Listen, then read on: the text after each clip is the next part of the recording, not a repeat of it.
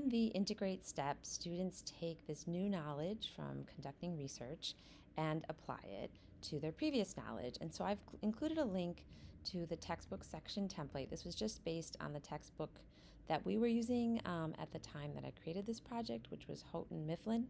And I wanted to make sure that everybody's project was seen so you can kind of see an overview of some of the topics that they chose. I just left this in here. Everything from the creation of robots to the Stonewall Uprising and a woman combat photographer. And then it shows you all of the requirements, which as a social studies teacher was a really good way for me to get them to show me their skills in making a timeline, showing cause and effect, connecting to vocabulary, connecting to the human side of the story, and then just really organizing their ideas. So if we go back to the overview, I can show you just a couple more examples in depth that you can see here.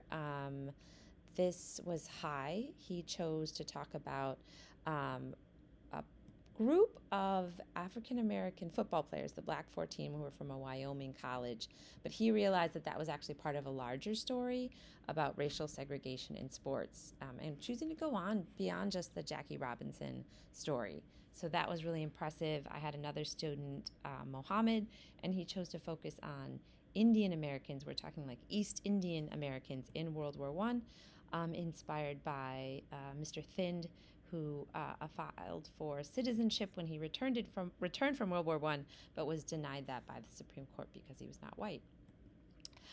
So, of course, my understanding of social studies as a kid growing up was that my teacher knew everything.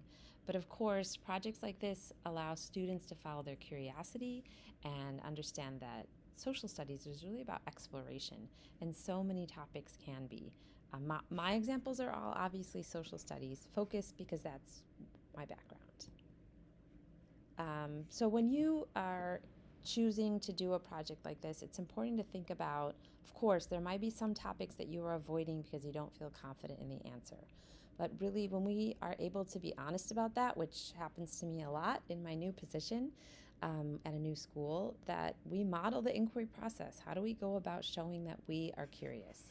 And that's an important just mindset shift to think about.